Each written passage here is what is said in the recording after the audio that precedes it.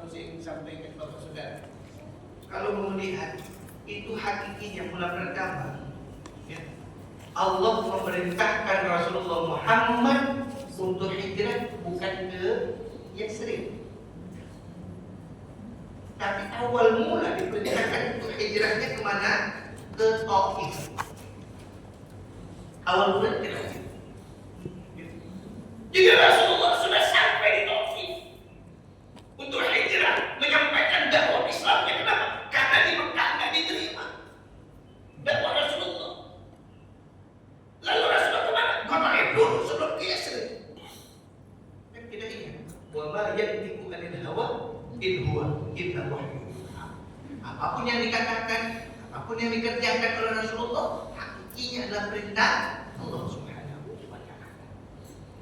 Ternyata ketika Rasulullah hijrah ke Taif, pun dakwahnya nggak diterima. Mungkin Bapak pernah dengar, Ibu pernah dengar Rasulullah pernah dilempari dengan kotoran unta. Ya, Rasulullah pernah dilempar dengan batu hingga pelipisnya berdarah. Itu di mana? Bukan di Mekah. Ternyata orang-orang Taif lebih galak daripada orang Mekah sendiri, Pak. Dilempar Rasulullah dengan kotoran unta, dilempar dengan batu hingga pelipisnya berdarah, dilempar dengan batu hingga giginya tanggal. Itu di mana? Di Taif. Tetapi Rasulullah pun dakwahnya tidak diterima kembali. Yang akhirnya apa? Inilah hijrah Rasulullah dari kota Mekah kepada Yathrib, bukan Madinah. Mula pertama namanya Yathrib. Ya, dari kota Mekah kepada Yathrib. Setelah Islam diterima dan Islam berkembang di Yathrib, baru Rasulullah tukar namanya menjadi Madinah. Berkembang lagi, pesat lagi Islam di Madinah, ditambah lagi oleh Rasulullah menjadi Madinah Al-Munawwarah. Itu hijrahnya. Jadi ketika Rasulullah gunakan hijrah ke Yathrib, ini nggak semata-mata gampang kayak kita mau pergi ke Cirebon, mau pergi ke Madiun, enggak. Ya. Itu ketika Rasulullah akan hijrah ke Yathrib, Quraisy Mekah sudah dengar desas-desus bahwasanya Rasulullah akan hijrah ke Islam. Maka dibuatlah sayembara. Siapa orang yang bisa mendapatkan kepala Muhammad, kata Quraisy Mekah. Ya. Siapa yang bisa mendapatkan kepala Muhammad, maka akan aku ganti dengan 300 ekor unta. Untuk mendakwakan Islam di saat itu Rasul Muhammad bukan main perjuangannya. Nggak kayak kita ustaz sekarang ini. Ya. Kalau ustaz sekarang ini enak banget mau dakwah, betul. Mau ceramah dijemput pakai mobil bagus. Selesai ceramah diantar pakai mobil. Udah ceramah dikasih air, minum, ada teh, ada putih. Pulangnya selablok.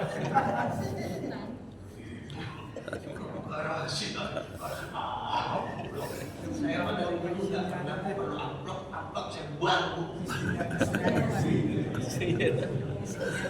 Habis itu pulang. Gawat mas, gawat sekarang aku. Coba kalau kita merenung bagaimana dakwah Rasulullah. Bahkan kepalanya saja itu ditaruh, dibuat sayembara. Siapa-siapa yang bisa mendapatkan kepala Muhammad akan diganti dengan 300 ekor unta. Ya. Ini ketika Rasulullah hijrah. Saya belum membahas tentang hijrah dalam kondisi kita sekarang ini. Masih hijrahnya Rasulullah. Jadi, saya katakan, ketika Quraisy Makkah mendengar bahwa Rasul akan hijrah ke Yathrib, mereka buat sayembara tadi. Dan ketika puncaknya Rasul akan hijrah bersama siapa? Abu Bakar, sahabat beliau yang paling setia. Ya Abu Bakar.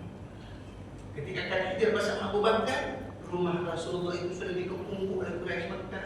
Ya, sudah dikepung. Kenapa? Mereka kepengen mendapatkan 300 ekor unta. Tahu kalau rumah Rasulullah sudah dikepung. Rumah orang Arab aslinya ya. Aslinya rumah orang Arab itu yang ada gentengnya Pak, asli. Cuma batu saja. Dulu gitu. Setelah kemari baru ada genteng, baru ada gedung. Aslinya rumah orang Arab itu cuma batu saja disusun. Enggak ada gentengnya. Ketika itu Rasulullah mengambil segenggam pasir dari dalam rumahnya, dan Sayyidina Ali disuruh tidur di kamar Rasulullah. Ya. Rasulullah akan keluar bersama Abu Bakar. Kenapa? Karena sudah dikepung rumahnya. Diambil batu dalam rumahnya segenggam pasir tadi, lalu dilemparkan keluar. Pembungkuk yang dari seru. Quraisy Makkah yang kena lemparan pasir ketika itu. Subhanallah, kena lemparan pasir apa yang terjadi? Mereka tidur dalam. Ya Allah. Kenapa kau dilempar pasir bisa tidur dalam itu? Kau bilang Quraisy Makkah. Kenapa bisa tidur ibu? Karena yang melempar pasir tadi adalah orang yang dicintai oleh Allah. Kira-kira kalau bapak yang lempar pasir, itu kau bilang Quraisy Makkah kira-kira kenapa? Kelilipan semua. Ya. Kalau saya yang lempar pasir tadi, kelilipan mereka. Tapi yang melempar pasir tadi siapa? Oh, Muhammad Rasulullah Sallallahu Alaihi Wasallam, yang namanya berdampingan dengan nama Allah Subhanahu wa Ta'ala. Mereka tidur lelap, maka Rasulullah keluar bersama Abu Bakar. Setelah Rasulullah keluar bersama Abu Bakar, ini tidak survei, tidak check and recheck. Ya, nggak pernah Rasulullah check and recheck, nggak pernah Rasulullah survei sebelumnya. Ketika kabilah Quraisy Makkah masuk ke dalam rumah Rasulullah dan melihat di kamar Rasulullah tidak ada Rasulullah, ternyata yang ada siapa? Sayyidina Ali yang ketika itu masih remaja. Bingung dia, mereka sepakat untuk mengejar Rasulullah. Tidak pernah survei, saya katakan tadi. Tiba-tiba dengan izin Allah, sebagaimana firman-Nya tadi, wa ma yantiqu anil hawa in huwa illa wahyu yuha. Ya. Apapun yang dikerjakan, apapun yang dilakukan, bahkan apapun yang dikatakan oleh Rasulullah, sesungguhnya adalah perintah Allah. Tiba-tiba Rasulullah bersama Abu Bakar yang karena dikejar-kejar kabilah Quraisy Makkah untuk diapakan? Dipenggal kepalanya, Pak. Ditukar dengan 300 ekor unta. Nggak pernah survei. Kok tiba-tiba naik ke atas Jabal Sur? Bukan Jabal Nur. Kalau Jabal Nur, Wahiro. Ke Jabal Sur. Survei nggak sebelumnya? Enggak. Ngecek nggak sebelumnya? Enggak. Tapi dengan izin Allah, karena dikejar Quraisy Makkah, tiba-tiba Rasul bersama Abu Bakar naik ke Jabal Sur. Dan di atas Jabal Sur, ibu, kehendak Allah ada goa. Goa itu kecil. Siapa yang sudah pernah masuk ke Gua Sur? Saya sudah pernah masuk ke Gua Sur, Pak. Ya. Kalau ke Gua Hiro, alhamdulillah, ya, setiap tahun saya ke Gua Hiro dan setiap bulan saya ke Gua Hiro. Setiap kali jamaah umroh yang berangkat dengan saya, yang muda-muda itu saya ajak ke Gua Hiro. Ya. Kalau haji dengan saya, pasti saya bawa ke Gua Hiro. Kenapa? Memang nggak ada perintahnya, nggak ada tuntunannya, tapi nampak jelas Rasulullah. Begitulah perjuangan Rasulullah. Dan di sana Rasulullah didekat oleh malaikat Jibril. Turun ayat yang pertama, Iqra bismi rabbikal ladzi khalaq. Walaupun pada saat sekarang ini ada sudah Netflix lah, Gua Hiro, Pak, di bawah Jabal Nur, ya, namanya Museum Wahyu. Kalau ibu ke Museum Wahyu cuma 2 menit masuk ke Gua Hiro, bahkan nggak sampai masuk buka hotel udah persis di situ Gua Hiro. Itu dibuat replika benar-benar persis seperti kita naik ke atas Gua Hiro. kuatnya, batunya, besinya sama persis. Ketikanya di bawah museum wahyu. Jadi yang saya ingin sampaikan ini, Rasulullah nggak pernah cek ke gereja, kita ke Jabal Sur. Naik ke Jabal Sur, tiba-tiba di puncak Gunung Sur, ya, ada satu goa yang cukup untuk masuk 2 orang. Ketika sudah sampai di atas puncak Jabal Sur, apa kata Abu Bakar? Ya Rasulullah,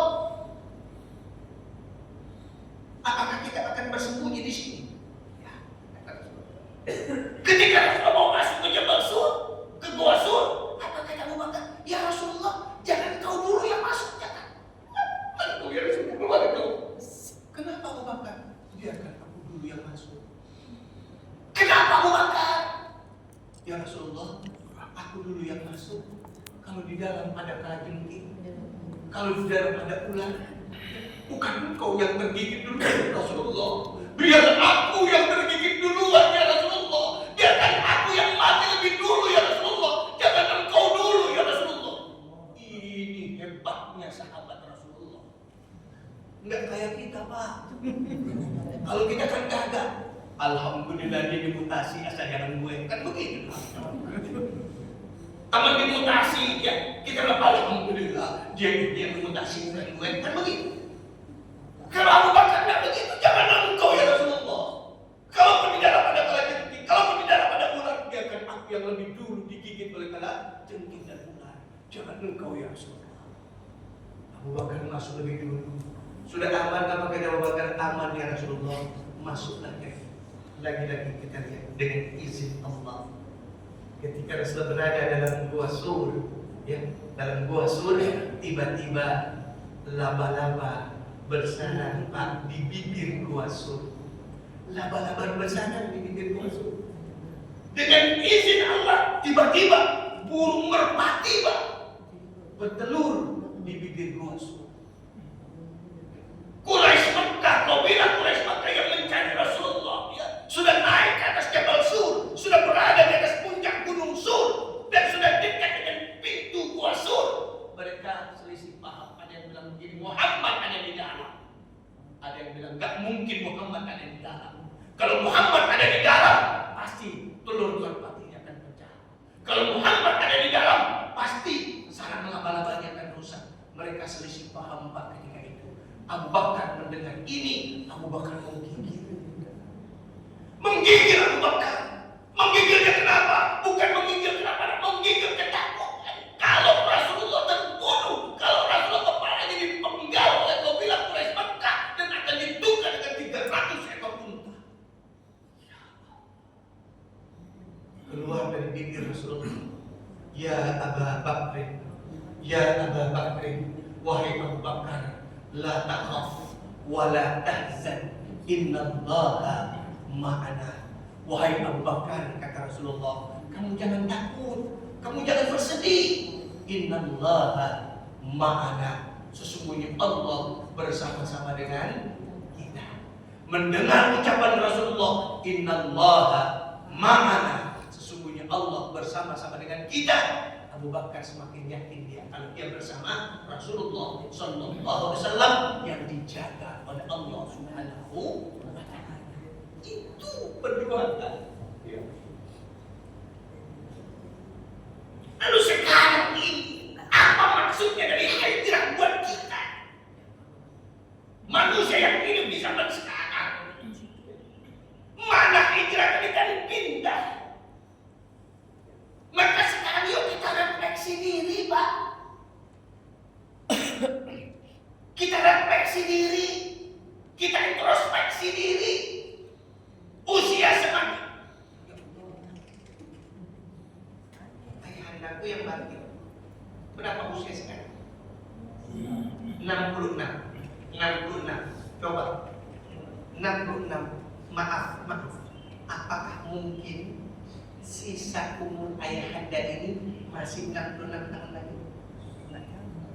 Oh, yang 70 tahun, apa mungkin umur kita masih ke depannya ini 70 tahun lagi? Udah gak mungkin. Udah gak mungkin. Bukan saya mendahului, udah gak mungkin. Kalaupun ada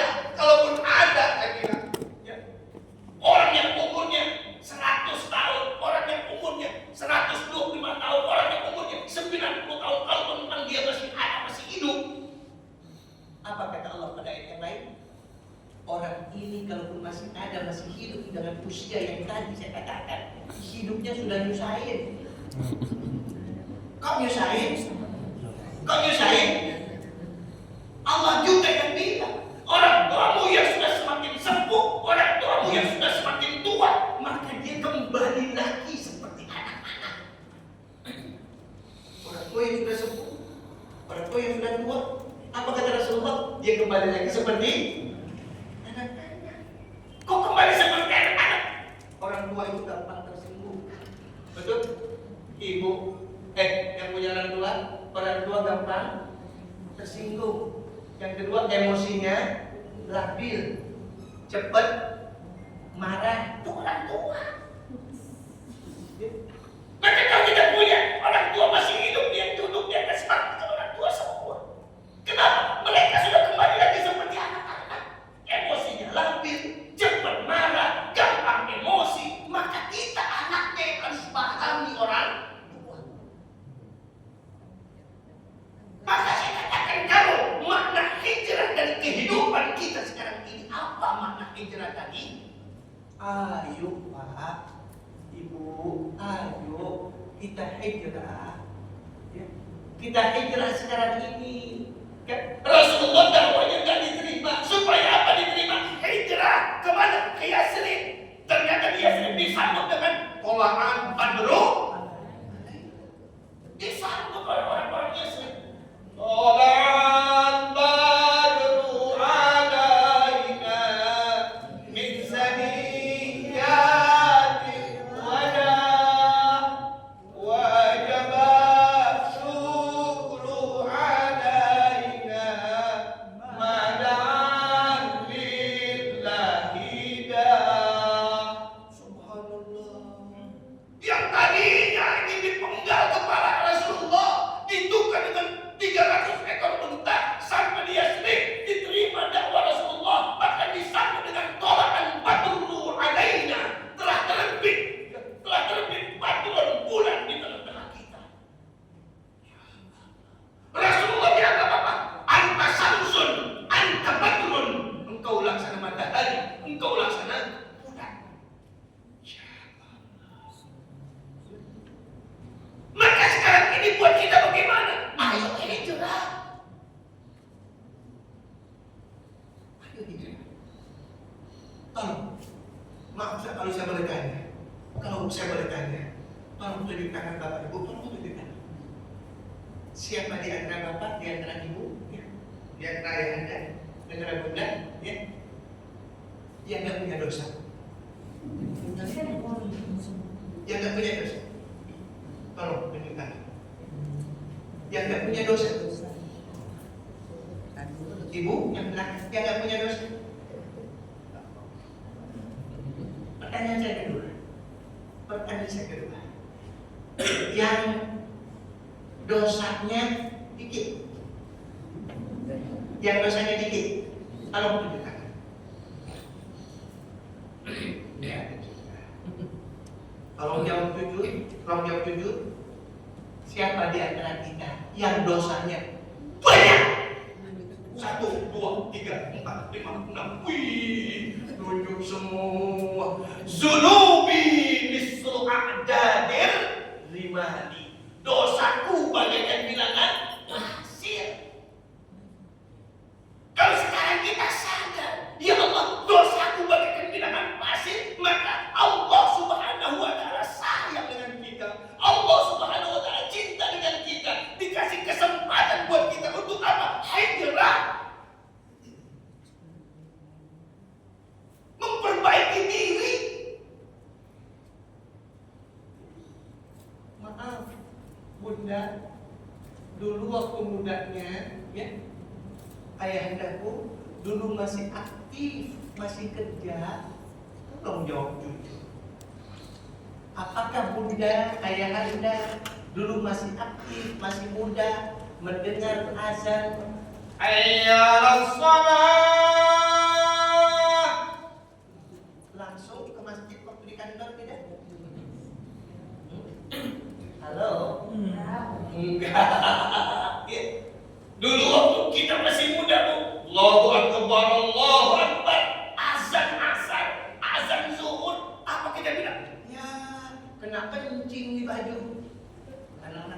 kecil, betul? Sekarang usia sudah sepuh. 66 tahun, 72 tahun, ya. 69 tahun, yang 70 tahun. Allah sayang, Allah cinta dengan kita. Dia masih dikasih nikmat sehat badan, dikasih nikmat panjang umur. Ayo hijrah, perbaiki diri. Demi Allah, Ustaz, demi Allah. Saya bilang demi Allah. Kalau saja di komplek ini mereka semua muhajir kembali memperbaiki diri, ini subuh masjid kita akan penuh. Masjid kita akan. Apakah muslim komplek ini, Pondok Kelapa ini, yang Islam cuma segini? Enggak banyak. Tapi kemana mereka di waktu subuh? Ya Allah. Maaf, saya ngomong agak keras sedikit, boleh nggak Ustaz? Boleh nggak ngomong agak keras sedikit? Boleh. Tinggal di depan masjid. Ini keluar nggak suaranya? Keluar nggak suaranya? Keluar. Biar di depan. Biar di depan. Tinggal di depan masjid. Tinggal di samping masjid. Tinggal di belakang masjid. Ke masjid tak pernah. Ada nggak yang begitu? Ada nggak yang begitu? Tinggal di depan masjid, tinggal di samping masjid, tinggal di samping masjid, tinggal di belakang masjid. Ke masjid tidak pernah. Ada, tapi bukan di sini, di sono. Sama. Sono. Kau di sini alhamdulillah enggak. Ya, enggak jauh beda. Ke masjid enggak pernah, berjamaah enggak pernah, ngaji enggak pernah. Giliran mati mau disolatinnya di lemparin jangan Pak.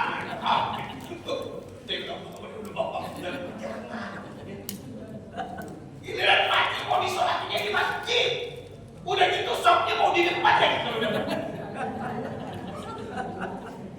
Kalau udah mati sopnya pada di depan. Udah mati sopnya mau di depan kan. Oke, taruh di belakang dia. Tapi masih hidup, duduknya pada di belakang. Maka mari sama-sama kita refleksi diri, ya. Udah nanti aja lah bagi kuenya, nanti saya ngaku saya bagi kuenya nanti aja ya. Jangan ditekan-tekan kamu Ustaz lagi ceramah membagikan kue, ya. Jangan, ya. Ini etika tidak baik. Ya. Ustaz lagi ceramah kue dibagikan. Nanti kalau yang sana tidak kebagian kan mikir, waduh, dia doang apa? Selesai usai ceramah mau dibagikan atau tadi sebelum saya mulai masih dibuka sama Ustaz dibagikan boleh. Jangan di tengah-tengah orang lagi ngomong orang lagi ceramah boleh dibagikan. Ini kebiasaan saya, maaf, ini kebiasaan jelek. Akhirnya konsentrasi nggak fokus. Ini gara-gara itu sampai di mana? Kan saya jadi lupa. Itu contoh kecil. Artinya apa? Yuk kita hijrah. Kita perbaiki diri. Yang kemarin sholat kita belum benar, Pak. Yang kemarin kita masih aktif, masih mudanya. Berani meninggalkan sholat dengan sengaja. Ada nggak di antara kita yang masih berani dulu meninggalkan sholat dengan sengaja? Allahu Akbar, Allahu Akbar. Kita masih asik dengan kesibukan dunia kita. Hayya 'alas shalah. Kita masih asik tidur di atas ranjang kita. Lalu sekarang Allah sayang, Allah cinta. Kita nggak mau juga hijrah. Kita nggak mau juga memperbaiki diri. Padahal konsepnya jelas, kita berharap ya Allah biha, ya Allah biha, ya Allah bihusnil. Tubuh Bunda, kan doa kita begitu. Ya Allah biha, ya Allah biha,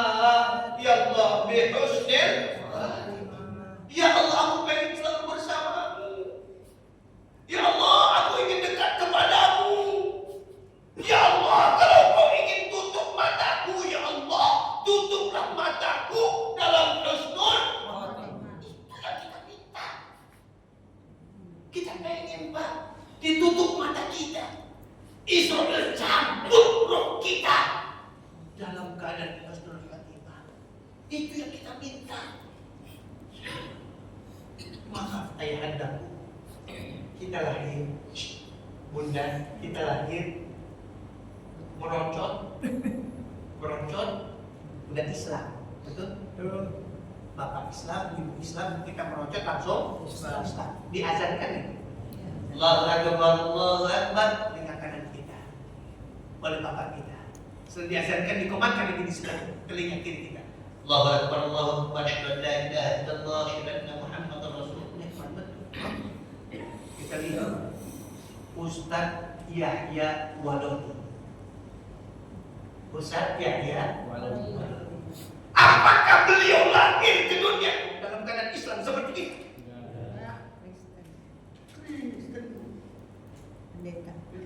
Bahkan beliau yang menjadikan orang-orang itu menjadi pendeta. Artinya dia pendeta kalau gitu loh. Ya udah biarnya dia orang yang jadi orang dia bisa jadi pendeta kok. Kan dia biar pendeta kalau begitu. Subhanallah. Ketika Ustaz Yahya Walodi merasakan asiknya bercengkrama dengan Allah. Ketika Ustaz Yahya Walodi merasakan asiknya bersenda gurau dengan Allah. Ketika Ustaz Yahya Walodi merasakan asiknya ngobrol dengan Allah. Allahu Akbar. Kita sedang ngobrol dengan Allah. Kita sedang bercengkrama dengan Allah. Subhana rabbiyal azim wa bihamdi. Subhana rabbiyal azim wa bihamdi. Kita sedang bersenagurau dengan Allah. Kita sujud lagi. Subhana rabbiyal a'la wa bihamdi. Kita sedang ngobrol dengan Allah. Rabbighfirli warhamni wajburni warfa'ni warzuqni wahdini wa'afini. Itu kajian dalam betul kalau kita paham artinya. Menangis kita kalau kita paham. Kita tidak paham itu. Maka Ustaz Yahya Walodi Pak saya katakan, ya Allah, hidupnya dihabiskan buat dakwah Islam. Coba lihat itu usianya. Kemarin Idul Adha, pagi beliau masih khotib Idul Adha. Karena memang Idul Adha-nya kemarin serentak kita sama-sama hari Jumat. Pagi beliau masih khotib Idul Adha. Semangat beliau khutbah Idul Adha. Siangnya karena memang hari Jumat beliau pun menjadi khotib Jumat. Khutbah pertama semangat Pak. Khutbahnya semangat. Khutbah kedua di saat itu juga. Khutbah kedua awal-awalnya masih semangat. Di tengah-tengah khutbah kedua suaranya menghilang. Ketika suara menghilang tiba-tiba jatuh Pak. Jatuh diangkat. Mau dibawa ke rumah sakit. Ternyata sudah inna lillahi wa inna ilaihi raji'un. Tutup usia Pak. Dalam keadaan suci. Tutup usia lagi khotib Jumat. Tutup usia masih dalam keadaan bersih. Lagi mendakwakan agama Allah, mengajak umat untuk taat kepada Allah. Apa enggak ngiri kita ini Pak? Apa enggak cemburu kita ini Pak? Kita untuk diajak hijrah aja berat-berat. Ya Allah. Ya.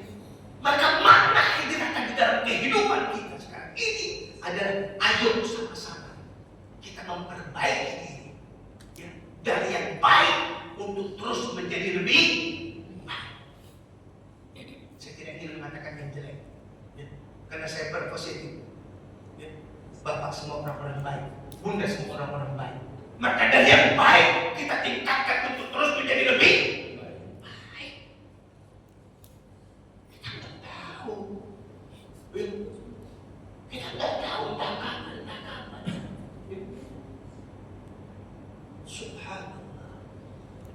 Bapak Saudara. Maka buat kita semua, mari kita jaga. Kita jaga rumah tangga kita. Kita jaga anak-anak kita. Ku anfusakum wa ahlikum nar. Jaga dirimu dan ahli keluargamu dari api. Sayang dengan anak kita, Pak. Bu, sayang dengan cucu kita, Pak. Jagalah tadi anak kita, cucu kita dari api. Jangan sampai nanti. Akhirnya apa? Kita diazab, kita disiksa oleh Allah. Lantaran apa? Kita abai dengan anak kita waktu di dunia. Kita nggak peduli dengan anak-anak kita waktu di dunia. Ya, yang penting gua udah kasih makan, gua udah sekolahin. Ya. Terserah dalam mau sholat, ya, lu mau bisa ngaji, ya, jangan Pak, jangan. Jangan sampai kita begitu. Ustaz, coba lihat di kompleks ini, ayah hendaku, coba lihat di kompleks ini. Ada nggak ya, di antara kita ibu ketika melihat dan mendengar ada tetangga kita meninggal dunia, entah ayahnya kah, entah ibunya kah yang meninggal dunia, lalu ayahnya, ibunya yang meninggal tadi itu terbujur kaku di ruang tamu,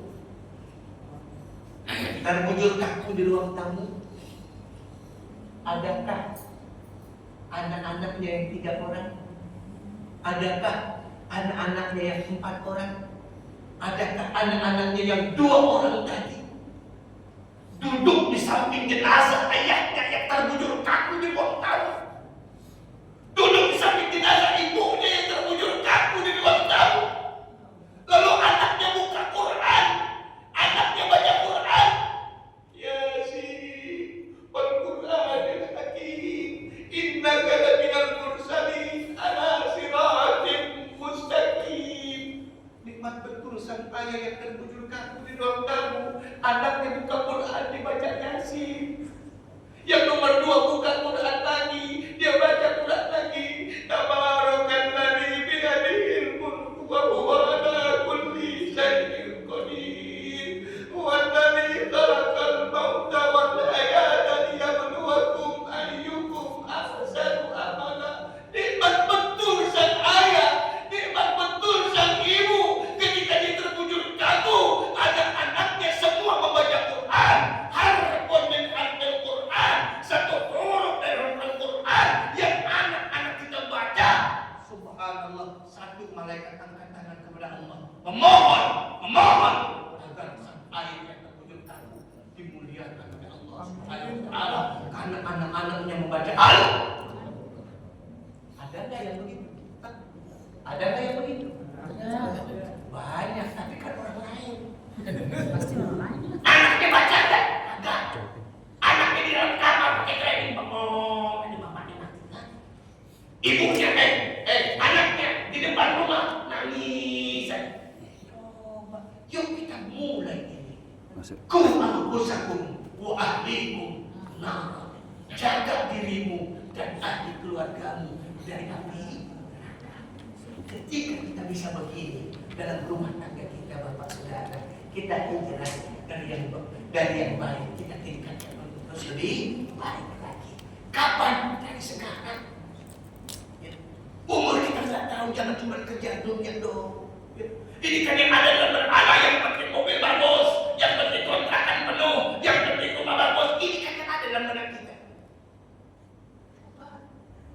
Sebelum mata pejam, sebelum lidah keluh, hindari perbuatan, jangan cuma dunia melulu.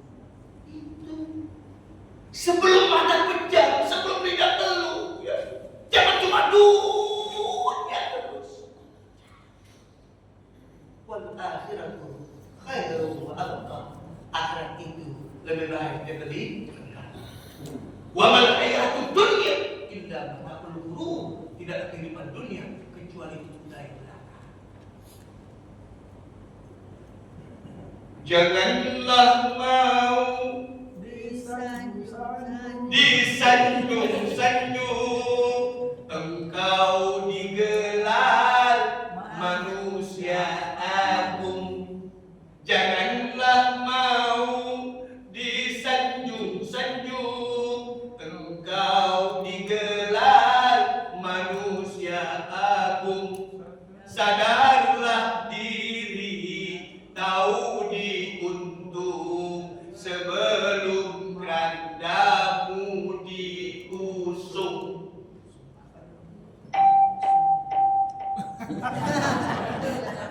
Sampai diusung. Sadarlah diri, tahu diuntung, sebelum kerandamu diusung. Tadi Pak, sebelum keranda kita diusung, ayo kita bergerak, ayo kita perbaiki. Ya, sebelum tadi, maka saya berharap suruh ya, suruh Ustaz balik. Ya, waktu sudah masuk Ibu ya. Jadi saya ingin menyampaikan sedikit saja lagi kepada Bapak, kepada Ibu, Ayah Anda dan semua ya.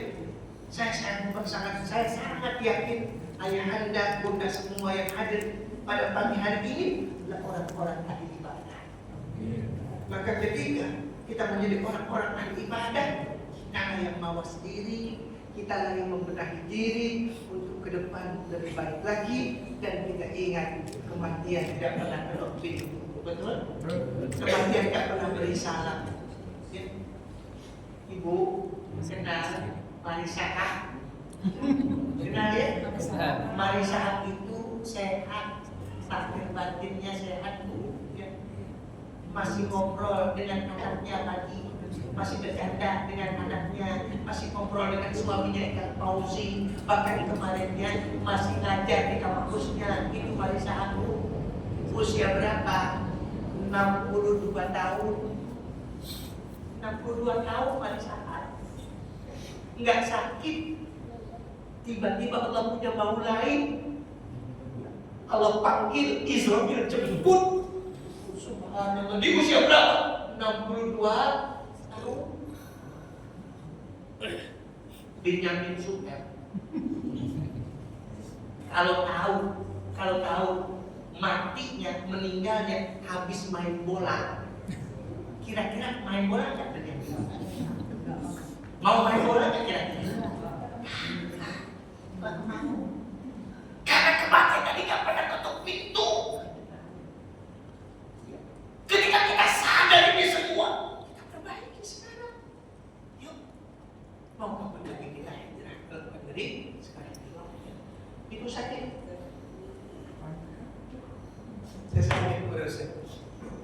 Baik, jamaah dan mudah-mudahan Allah SWT. Mungkin ada yang ingin bertanya dari apa telah Ustaz sampaikan. Baik.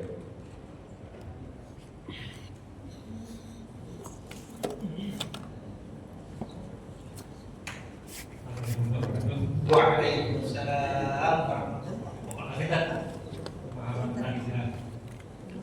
Mungkin kalau bahasa sekarang ini tadi ya, on kan kalau sekarang istilah itu kan. Nah, berpindah. Tolong dikoreksi, kalau tidak salah. Nabi Muhammad pernah berkata ketika selesai berperang dengan Sastra itu bahwa perang ini tidak terakhir, kita akan menghadapi perang yang bersama, yaitu melawan perang. Nah, kira-kira korelasi perkataan Nabi tadi dengan hijrah itu gimana? Oke, terima kasih. Nah, ketika perang Badar, itu jadi perang Badar 2 kali ya. Mulai pertama perang Badar dimenangkan oleh kaum muslim, tapi ketika perang Badar kubra dimenangkan oleh kaum kufar. Ya. Apa kata Rasulullah? Rojakna min jihadin asghar. Kita baru saja selesai dari perang yang kecil. Rojakna min jihadin asghar. Kita baru saja perang yang kecil. Dan kita akan ketemu nanti kata Rasulullah dengan perang yang besar.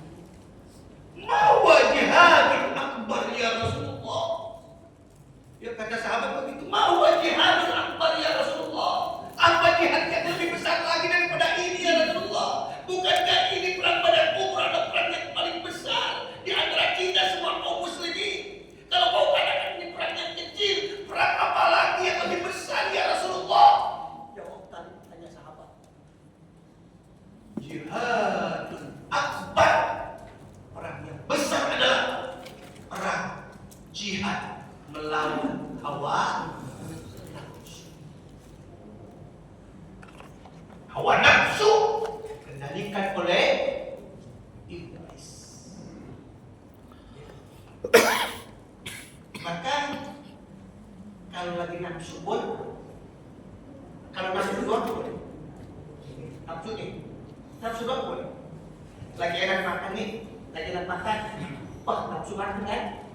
Tambah lagi ya, boleh. Lagi nafsu boleh. Lihat bini kita cakep nih, nafsu boleh. Tambah lagi boleh. Lagi nafsu. Lagi nafsu. Yang nggak boleh ditambah dengan hawa. Kalau sudah ditambah lagi dengan hawa nafsu, maka sudah di dalamnya ada iblis yang menggoda kita. Dan inilah perang yang paling besar. Bagaimana untuk hijrah? Tadi lawan hawa nafsu tadi. Lawan hawa nafsu. Kita kadang-kadang tadi memang nggak bisa melawan hawa nafsu. Kenapa? Karena hawa nafsu itu sudah digandrungi, dicanteli oleh iblis. Dan maaf, jangan pernah menyalahkan iblis. Ini kita tadi lebih senang menyalahkan iblis. Sekali korupsi, Bu. Sekali korupsi. Tenang. 2 kali korupsi nggak ketangkep. Nggak ketangkep kan? Iya. Nah, ya, kan negara kita begitu ya. Yang korupsi bukan sekarang ini bukan lagi ratusan juta, triliunan sekarang ini orang korupsi itu. Di eranya Jokowi bukan main. Korupsinya triliunan sudah semua orang. Korupsi sekali. Nah, korupsi 2 kali. Nah, korupsi ketiga ketangkep sama KPK. Habis ketangkep apa dibilang? Bebas. Astagfirullahalazim. Ini gara-gara godaan setan. Ya, setan disalahin. Jangan salahin setan. Setan memang kerjaannya menggoda. Maka hijrah dari hawa nafsu yang digandrungi oleh iblis. Kita hijrah. Lawan tadi. Sama ini pun hijrah namanya. Bapak ketika mau ke masjid berat rasanya, betul? Mau sholat zuhur berjamaah, mau sholat asar apa ya Allah, apalagi yang namanya sholat asar berjamaah itu berat banget. Padahal asar adalah waktu yang mustajab. Ketika iblis menggandrungi nafsu kita, udah ngopi dulu aja, ngopi. Asar gampang. Iblis hijrah yang lalu-lalu sudah begitu. Dulu masih mudanya begitu. Dulu masih aktif kerjanya sudah begitu. Sekarang sudah pensiun. Hijrah lawan. Nggak bisa. Aku harus berjamaah asar. Itu namanya hijrah. Maka orang yang beriman kepada Allah, orang yang bertakwa kepada Allah, dia tidak akan pernah menyalahkan siapapun. Kata. Orang yang beriman kepada Allah, orang yang bertakwa kepada Allah, dia tidak akan pernah menyalahkan siapapun. Sampai setan sekalipun dia tidak akan salahkan. Kita ini lebih senang menyalahkan setan. Maaf, ini terus apa lagi? Terus aku kan surupnya gimana?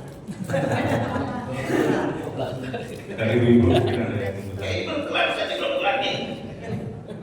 Jadi saya katakan jangan menyalahkan setan. Setan memang dari dulu kerjanya menggoda, dan setan sudah izin kepada Allah. Ketika Allah usir dari surganya Allah, apa kata setan? Ya Allah, kau usir aku dari surgamu ya Allah. Kau murka kepada aku ya Allah. Kalau gitu ya Allah, izinkan aku ya Allah untuk terus menggoda anak cucu Adam sampai datang hari kiamat. Ketika iblis mengatakan izinkan aku untuk menggoda anak cucu Adam sampai datang hari kiamat, apa kata Allah? Silahkan kau goda anak cucu Adam sampai datang hari kiamat. SK-nya sudah aku tanda tangan. Ada SK-nya itu. Udah ada SK. Boleh iblis menggoda kita anak cucu Adam sampai kapan? Sampai datang hari kiamat. Maka orang yang beriman tidak akan pernah menyalahkan siapapun sampai setan sekalipun. Maka ibu, bunda, halo, bunda.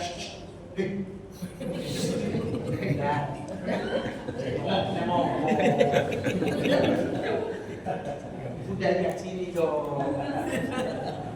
Ya. Ini kalau mau dikaji,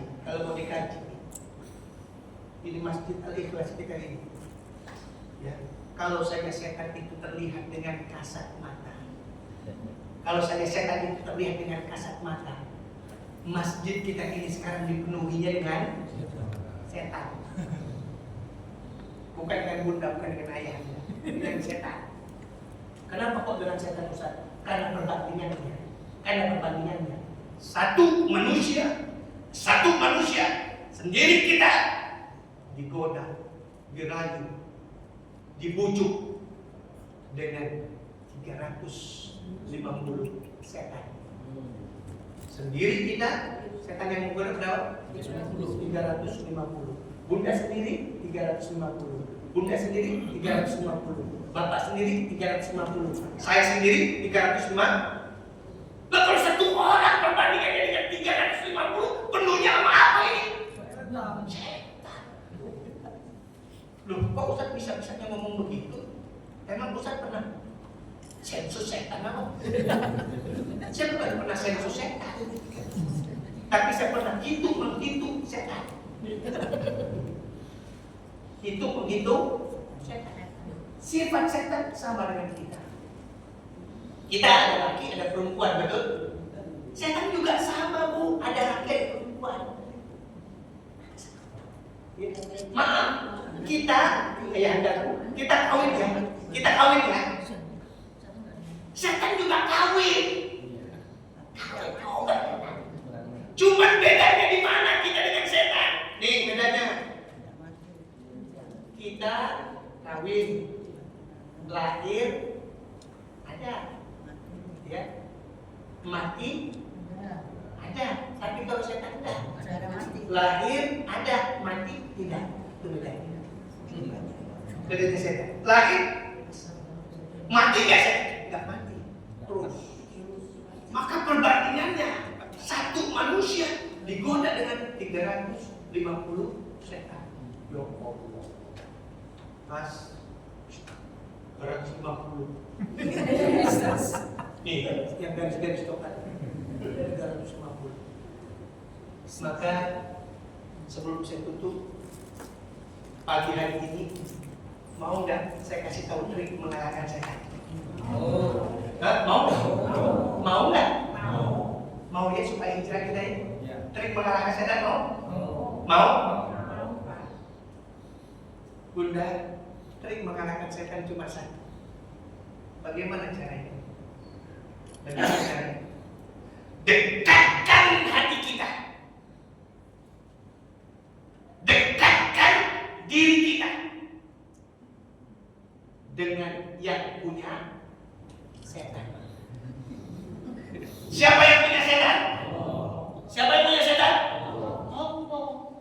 Kalau hati kita, diri kita sudah dekat dengan yang punya setan, saya katakan jangankan 350, 500 bisa kita kalahkan. Kenapa? Hati dan diri kita sudah dekat dengan yang punya setan. Logikanya, logika yang paling gampang begini, logika yang paling gampang. Bang, abang siapa namanya? Oh, Ridwan. Bang Ridwan. Bang Ridwan. Bang Ridwan, nggak apa-apa ya? Boleh nggak? Boleh ya? DKM. Hah? DKM. DKM memang kelihatan orang tua. Bang Ridwan, maaf Bang Ridwan. Ya, logikanya begini. Saya kenal Bang Ridwan orang kaya. Amin. Amin. Amin. Duitnya banyak. Amin. Doain aja. Amin. Amin. Rumahnya gede. Amin. Mobilnya bagus. Amin. Orang kaya. Ya, Pak. Hari ini saya nggak punya duit. Jangan diaminin. Hari ini saya nggak punya duit karena saya kenal abang saya Bang Ridwan orang kaya. Amin. Rumahnya gede, amin. Duitnya banyak, amin. Saya datang ke rumah abang saya Bang Ridwan. Ngapain saya datang ke rumah Bang Ridwan? Mau pinjam duit. Bukan mau minta, mau pinjam. Dari rumah saya datang sampai rumah Bang Ridwan. Sudah sampai depan rumah Bang Ridwan, saya bilang bagaimana? Ya Allah, benar-benar Bang Ridwan orang kaya. Rumahnya gede banget. Masya Allah mobilnya, Masya Allah pintu gerbangnya, ya Allah, orang kaya. Nggak salah nih kalau pinjam duit sama dia, memang orang kaya. Pada saya. Kita lihat sama-sama. Saya baru pegang rendelan pintu gerbangnya. Godak. Assalamualaikum, Bang Ridwan. Godak. Assalamualaikum, Bang Ridwan. Baru 2 kali saya beri salam, tiba-tiba 3 ekor anjingnya karena saya kaget Pak, karena saya kaget digonggong oleh 3 ekor anjing Bang Ridwan. Apa saya bilang, Bang Ridwan, anjing, Bang Ridwan, anjing. Karena saya kaget Bang. Karena saya kaget Ibu. Anjing kaget. Orang kaget ngomong apa aja kan boleh, betul? Kita lihat sama-sama. Kalau saya pulang, karena takut digonggong oleh 3 ekor anjingnya Bang Ridwan, pulang saya. Dapat pinjaman duit kan? Enggak. Kalau saya lompat pagarnya, digigit oleh 3 ekor anjing. Cara yang benar bagaimana? Dekatkan diri saya, dekatkan hati saya dengan yang punya